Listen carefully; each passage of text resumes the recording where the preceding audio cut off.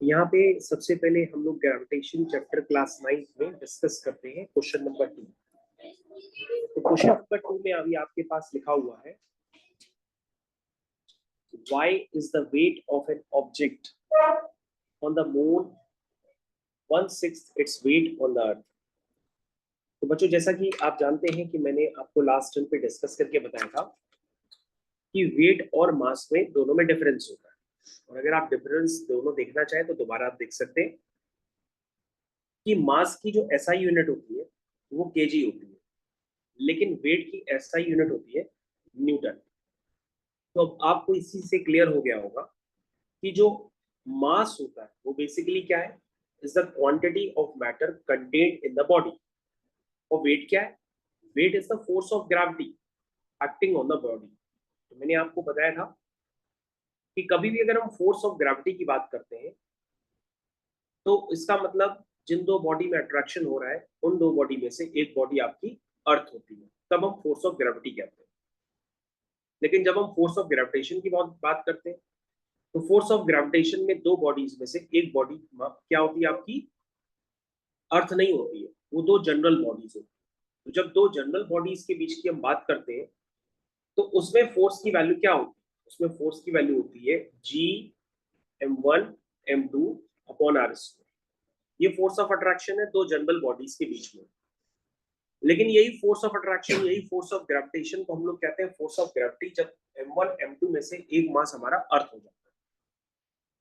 तो बच्चों यहाँ पर g की वैल्यू कितनी होती है, 6.67 इंटू 10 की पावर -11। और बच्चों मैंने बताया था अगर आपको यूनिट निकालनी है तो बहुत आसान होता है, जी की जब आप वैल्यू निकालेंगे तो आएगी FR square divided by m1 m2। F होता है न्यूटन, R होता है डिस्टेंस, ये होता है केजी और ये भी होता है केजी। तो ये होता है newton metre square upon KG square. तो उसको हम लोग लिखते हैं न्यूटन मीटर स्क्वायर केजी की पावर -2। ये बच्चों हम लोग जी की यूनिट लिखते हैं। तो जो फोर्स ऑफ ग्रेविटेशन होता है बच्चों, ये ऊपर लिखा हुआ है, और फोर्स ऑफ ग्रेविटी तब हम तभी कहते हैं जब दोनों मासेस में से एक मास अर्थ का हो जाए। तो जो आपका वेट है वो बेसिकली किसको रिप्रेजेंट करता है, फोर्स ऑफ ग्रेविटी को। और जो मास होता है वो किसको रिप्रेजेंट करता है, उस मैटर में जो भी उस क्वांटिटी है उसको मेजर करता है। मास कैसी क्वांटिटी, मास कांस्टेंट क्वांटिटी हर जगह सेम रहती है, लेकिन वेट कांस्टेंट नहीं है, क्योंकि हर जगह acceleration due to gravity change होता रहता है, तो वेट की वैल्यू भी बदलती रहती है। मास तो m होता है और वेट mg के बराबर होता है।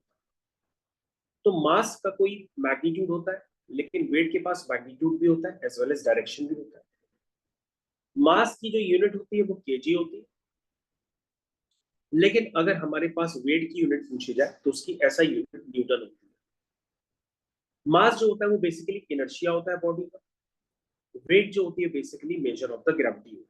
तो बच्चों ये मास और ग्रेविटी में बहुत इंपॉर्टेंट डिफरेंस है, इसको आप लिख करके लर्न कर लीजिए। और F is equal to G m1 m2 upon r square में जान लीजिए कि जो G होता है वो होता है 6.67 इंटू 10 की पावर -11 न्यूटन मीटर स्क्वायर पर केजी स्क्वायर। अब बच्चों को डिस्कस करते हैं क्वेश्चन नंबर 2 के साथ। क्वेश्चन नंबर 2 में लिखा हुआ है, why is the weight of an object on the moon 1/6 its weight on the earth। लिखा है why is the weight of an object on the moon it's 1/6 on the weight of earth। तो यहां पर आपसे पूछा गया है कि ऐसा क्यों होता है,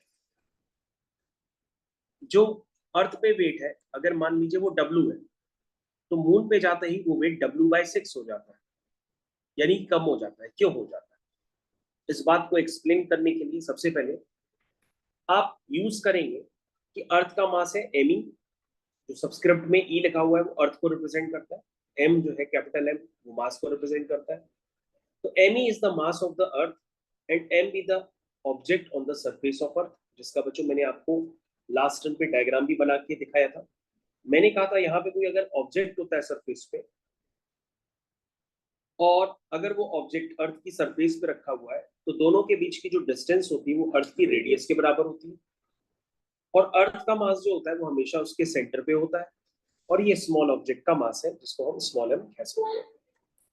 तो बच्चों जब हम इसमें फोर्स ऑफ ग्रेविटेशन लगाते हैं तो वहां पर एक मास अर्थ का मास बन जाता है, इसलिए फोर्स ऑफ ग्रेविटेशन कन्वर्ट हो जाता है फोर्स ऑफ ग्रेविटी। तो बच्चों अगर हम इन सारी बातों को यहाँ पे लिखते हैं तो हम लिखते हैं R E is the radius of earth according to the universal law of gravitation. W E of the object on the surface of the earth is given by, कैसे लिखेंगे? हम लिखेंगे W is equal to G m1 m2 upon R square. तो बच्चों ध्यान दे सकते हैं m1 की जगह ये वाला मास है, m2 की जगह ये वाला मास है, तो ये सारे मासेस की वैल्यू वहां पुट कर दी गई है और दोनों के बीच की डिस्टेंस अर्थ की रेडियस के बराबर है। और बच्चों ये जो फोर्स ऑफ ग्रेविटेशन है मैंने बताया था, ये वही फोर्स होता है जिस फोर्स से बॉडी अर्थ की तरफ अट्रैक्ट होती है, और बॉडी जब अर्थ की तरफ अट्रैक्ट करती है तो उसका जो फोर्स ऑफ अट्रैक्शन होता है वो उसके वेट के बराबर होता है। तो यहाँ पे बच्चों जो F होता है उसको हम उसकी बॉडी के वेट से भी रिप्लेस कर सकते हैं।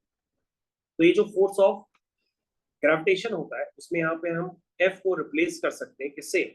उस बॉडी के वेट से, क्योंकि उस बॉडी के वेट से ही वो बॉडी अपनी वेट की वजह से ही अर्थ के सेंटर की तरफ अट्रैक्ट होती है। अब बच्चों यहाँ पे सारे ये जो पार्ट है ये ऑलरेडी आपके पास गिवन है नोटेशंस। अब बच्चों अगर आप ध्यान से इसको देखेंगे तो उसको हम देखते हैं कि यहाँ पर सारी बातें आपको लिखनी पड़ेंगी। जब आप सारी बातें यहाँ पर लिखेंगे तो आपके पास यहाँ पे एक रेशियो क्रिएट हो जाएगा, उस रेशियो को आपको ध्यान देना होगा। ये फर्स्ट इक्वेशन आपको क्लियर है? अब आप देखिएगा, अब हम मून पे मास लिखते हैं बच्चों। जब हम मून पे मास लिखेंगे तो वो हो जाएगा, मून पे लगाइए बच्चों, पहले आपने अर्थ के रिस्पेक्ट देखा, अब आप किसके रिस्पेक्ट में देखोगे? मून के रिस्पेक्ट में। तो मून का मास भी कहाँ होगा? उसके सेंटर पे होगा। यहाँ क्या होगी? मून की रेडियस होगी। यहाँ क्या होगा? ऑब्जेक्ट का मास होगा। तो यहाँ पे जो भी बॉडी मून की तरफ अट्रैक्ट होगी वो डब्ल्यू एम के बराबर होगी। जब बॉडी अर्थ की तरफ अट्रैक्ट होती है तो वो फोर्स किसके बराबर होता है? डब्ल्यू ई के बराबर होता है। तो ये हो गया वेट ऑन अर्थ, और ये क्या हो गया? Weight on moon. ये आपको एक्सप्रेशन क्लियर होना चाहिए।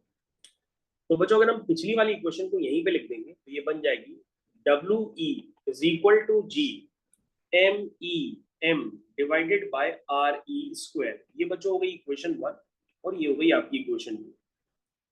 अगर आप इक्वेशन 2 को इक्वेशन 1 से बच्चों डिवाइड करते हैं तो यहाँ से आ जाएगा W M by W E is equal to, सारे टर्म्स बच्चों कैंसिल हो जाएंगे। जब आप second divide by first equation करोगे तो सारे टर्म्स कैंसिल हो जाएंगे, सिर्फ जो बचेगा वो इतना एक्सप्रेशन बचेगा। जब बच्चों इतना एक्सप्रेशन बचेगा तो उस एक्सप्रेशन में हम सारी वैल्यूज पुट कर देंगे। क्या क्या पुट करेंगे? अर्थ का मास, अर्थ का मास बच्चों होता है, मैंने बताया था 6 इंटू 10 की पावर 24 kg होता है। जो mm है वो मून का मास है, मून का मास होता है बच्चों 7.3 इंटू 10 की पावर 22 kg होता है। तो बच्चों देखो अर्थ का मास ज्यादा है क्योंकि वो 10 की पावर 24 kg के ऑर्डर का, और जो मून का मास है वो कम होता है क्योंकि 10 की पावर 22 kg का है। बच्चों मैंने आपको लास्ट टाइम पे अर्थ की रेडियस भी बताई थी कि 6.4 इंटू 10 की पावर 6 मीटर होती है। मून की रेडियस देखो अर्थ की रेडियस से कम होती है, वो होती है 1.7 इंटू 10 की पावर 6 मीटर। ये बच्चों जब आप सारी वैल्यूज पुट कर देंगे तो W M by W E आ जाएगा 1/6। कितना आ जाएगा? 1/6। तो बच्चों जब ये सारा एक्सप्रेशन आप सॉल्व करेंगे तो W M upon W E solve होकर के कितना आ जाएगा? ये आ जाएगा 1/6। तो जब हम इसको बच्चों क्रॉस मल्टीप्लाई करेंगे तो यहाँ से डब्ल्यू एम आ जाएगा 1/6 इंटू डब्ल्यू ई, ये आ जाएगा। और इससे बात ये क्लियर हो जाएगी कि मून पे जो मास होता है ऑब्जेक्ट का वो अर्थ के मास का 1/6 होता है। तो बच्चों इसको इस तरह से हम लोग प्रूफ करते हैं और ये क्वेश्चन इस तरह से कंप्लीट हो जाता है।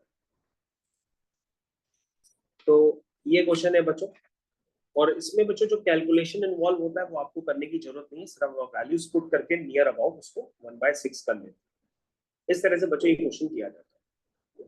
तो ये क्वेश्चन बच्चों आपका कंप्लीट हो, ठीक है? और बताओ